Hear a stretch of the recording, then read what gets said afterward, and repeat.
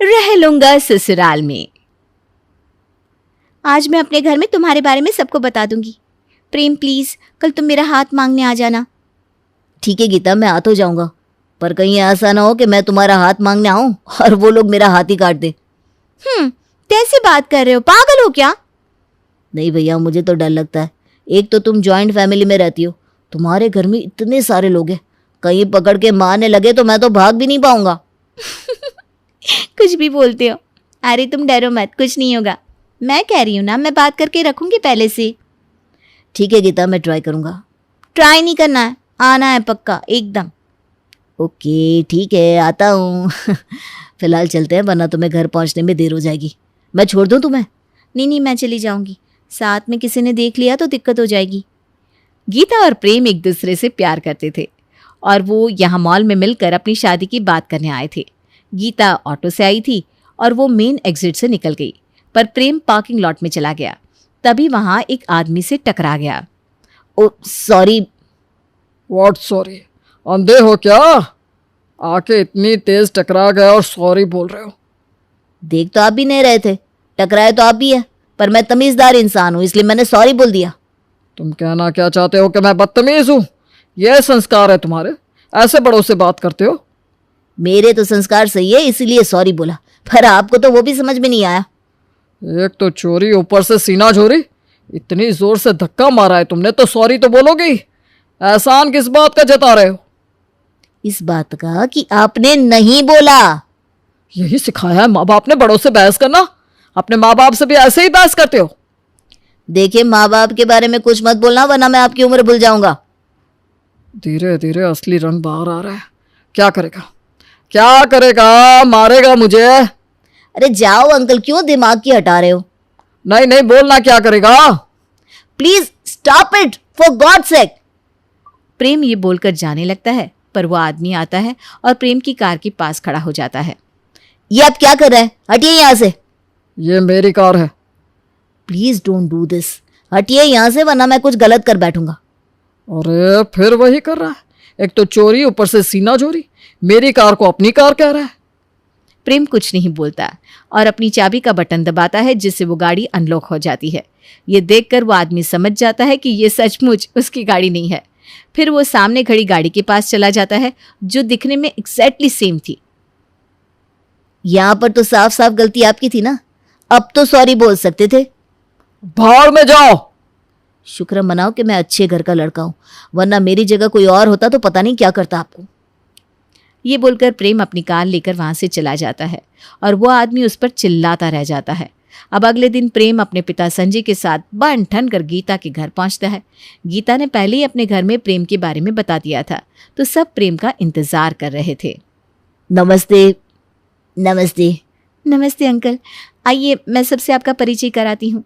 ये है मेरे दादा मिस्टर रामलाल, ये है मेरे पापा मिस्टर हीरालाल, और ये है। एक मिनट, तो वही है ना?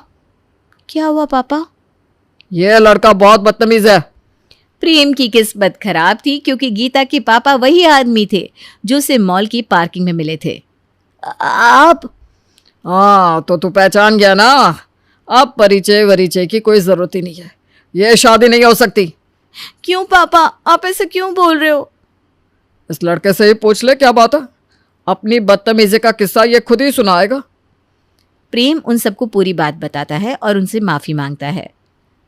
वो वक्त हीरालाल की गलती निकालने का नहीं था, क्योंकि ऐसा करने से तो बात और बिगड़ सकती थी। कल जो कुछ भी हुआ वो एक मिसअंडरस्टैंडिंग थी, प्लीज मुझे माफ कर दीजिए। नहीं, बिल्कुल भी नहीं। तो अभी के अभी चला जाए यहाँ से। पापा प्लीज। कह दिया तो कह दिया।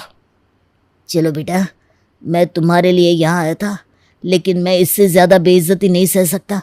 चलो यहाँ से। गीता रोती बिलखती रहती है, लेकिन संजय और प्रेम मजबूरन वहां से चले जाते हैं। हीरालाल को किसी पर भी तरस नहीं आता। उन लोगों के चले जाने के बाद भी गीता अपने पापा को मनाने की कोशिश करती है। पापा, मैं प्रेम से बहुत प्यार करती हूँ, उसके बिना नहीं जी सकती। प्लीज आप ऐसा मत करिए। तेरे लिए अपने बाप की इज्जत कोई मायने नहीं रखती? उसने मेरी बेइज्जती करी थी और तू फिर भी उससे शादी करना चाहती है? पापा, उससे बताया ना कि वो एक मिसअंडरस्टैंडिंग थी, उसे तो पता भी नहीं था कि आप मेरे पापा हो। उसे ये नहीं पता था कि मैं तेरा पापा हूं, लेकिन मेरी उम्र तो दिख रही थी। उसने उम्र का लिहाज भी नहीं किया, इसलिए अब मैं भी कोई लिहाज नहीं करूंगा। गीता बहुत गिड़गिड़ाती है, पर हीरालाल उसकी एक नहीं सुनता। अगले दिन गीता प्रेम को फोन लगाती है और उसी मॉल में मिलने बुलाती है। हाँ बताओ। What do you mean by हाँ बताओ? तुम्हें मुझसे शादी करनी है या नहीं? तुम तो हाथ पे हाथ रखकर बैठ गए आराम से। तुम्हारे पापा ने साफ साफ मना कर दिया, अब मैं क्या करूं? मेरे पास एक आइडिया है। तुम किसी बहाने से मेरे घर में आओ और सारे घर वालों का दिल जीत लो। हाँ वैसे आइडिया बुरा नहीं है, ट्राई किया जा सकता है। ट्राई नहीं, पक्के तौर पर करना है, क्योंकि मैं तुम्हारे बिना नहीं जी सकती। मैं भी तो नहीं जी सकता। तुम फिक्र मत करो, मैं कुछ सोचता हूँ। और उसे पता चलता है कि वो लोग एक कुक ढूंढ रहे हैं, तो वो उनके घर कुक बनकर पहुंच जाता है। उसने अपना हुलिया भी बदल लिया था, इसलिए वहां उसे कोई नहीं पहचान पाता। नमस्ते जी, मेरा नाम शिवा है। मैं आपके घर में कुक की नौकरी करने आया हूँ। अच्छा, तो कुछ बातें साफ समझ लो। इस घर में 7 लोग हैं। मेरा नाम चित्रा है। मेरे पति हैं श्री हीरालाल। मेरी एक बेटी है गीता। मेरे ससुर हैं श्री रामलाल। मेरा एक देवर है गगन और उसकी पत्नी सरोज और उनकी एक बेटी है रिंकी। तो दिक्कत यह है कि सबको अलग अलग तरह का खाना पसंद है। तो अगर तुम सबको खुश कर पाओगे तो हम तुम्हें नौकरी पर रख लेंगे। इसमें कोई दिक्कत वाली बात नहीं है। आप मुझे सबकी पसंद बता दीजिए, मैं फौरन खाना बना दूंगा। प्रेम का टेस्ट लेने के लिए चित्रा उसे 7 तरह के खाने बताती है और वो 7 तरह के खाने बनाकर परोस देता है, जो सबको ही बहुत पसंद आते हैं। वह खाना तो बड़ा स्वाद है। सच में इस बावर्ची के हाथ में तो जादू है। ऐसा खाना तो मैं भी नहीं बना पाती। मेरे ख्याल से तो हमें इस बावर्ची को रख ही लेना चाहिए। हाँ सही कह रही हो। तुम्हारी नौकरी पक्की शिवा। धन्यवाद साहब, धन्यवाद। प्रेम उनके घर में नौकरी करने लगता है और उन लोगों का दिल जीतने की कोशिश भी। क्या बात है आंटी, आप इतना परेशान क्यों हैं? अरे ये जो मेरे ससुर जी हैं ना, बीमार रहते हैं लेकिन दवाई खाने को तैयार नहीं है। समझ में नहीं आता क्या करूं। अरे बस इतनी सी बात, आप फिक्र मत करिए। आज से उनको दवाई खिलाने की जिम्मेदारी मेरी। प्रेम खाने के साथ रामलाल को जूस देने लगता है, जिसमें वो उन्हें दवाई घोल कर दे देता है। अरे ये जूस अभी तक क्यों रखा हुआ है? फटाफट पी जाइए, चलिए चलिए। वैसे तो मुझे जूस बिल्कुल पसंद नहीं, लेकिन तू इतने अच्छे पकवान खिलाता है तो तुझे मना भी नहीं कर सकता। बिल्कुल बिल्कुल, आपको तो मेरी बात माननी पड़ेगी। मैं ना बहुत जिद्दी हूँ। चित्रा प्रेम का धन्यवाद करती है कि उसने रामलाल को दवा खिला दी। पर आप तो अभी भी इतनी उदास लग रही है, क्या बात है? नहीं कुछ नहीं, घर की बात है, अब तुम्हें क्या बताऊं। पता कर तो देखिए, क्या पता मैं उसका कोई हल बता पाऊँ। दरअसल मैं ना गांव की रहने वाली हूँ और ये सब शहर के हैं, तो बस इसी बात पर मेरा आए दिन मजाक बनाते रहते हैं। अरे बस इतनी सी बात, चलिए आपको मैं शहरी बना देता हूँ। प्रेम चित्रा को शहरी रंग ढंग, बोलने का तरीका और हर चीज सिखाता है। दीदी, आप वेनिला आइसक्रीम खाओगी? अरे मैं भी ना, आपको भला वेनिला कहाँ पता होगा, आप तो मट्ठाई खा लो। आई डोंट लाइक वेनिला, मैं तो बटर स्कॉच लूंगी। चित्रा को ऐसे बोलते देखकर सब दंग रह जाते हैं। वो बताती है कि उसे ये सब शिवा ने सिखाया है। सब लोग शिवा की भी तारीफ करते हैं। 10 कदम चलना भी आफत है मेरे लिए तो। अरे तो आप एक्सरसाइज क्यों नहीं करते? अरे मेरे पास टाइम कहाँ है ये सब करने का, और फिर मुझे तो पता भी नहीं क्या कैसे होता है। आप फिक्र क्यों करते हैं, मैं हूं ना। मैं आपको एक्सरसाइज भी बताऊंगा, डाइट प्लान भी बताऊंगा और टाइम टेबल भी बना कर दूंगा कि आप कब कौन सी एक्सरसाइज कर सकते हैं। अरे मेरे दोस्त, अगर तुम ऐसा कर दो तो बहुत दुआएं दूंगा मैं तुम्हें। प्रेम ऐसा ही करता है और कुछ ही समय में गगन एकदम फिट हो जाता है। ये लड़का है कौन? ये मेरे पापा हैं, आपकी बेटी गगन। गगन तो मोटा था। हाँ, लेकिन शिवा भैया ने इनकी सारी चर्बी निकाल दी। गगन के साथ साथ सरोज भी प्रेम का बहुत धन्यवाद करती है कि उसने फिर से गगन को फिट बना दिया।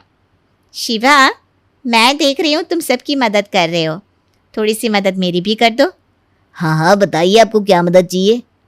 मैं किटी पार्टी में जाती हूँ तो वहाँ कोई मुझ पर ध्यान ही नहीं देता।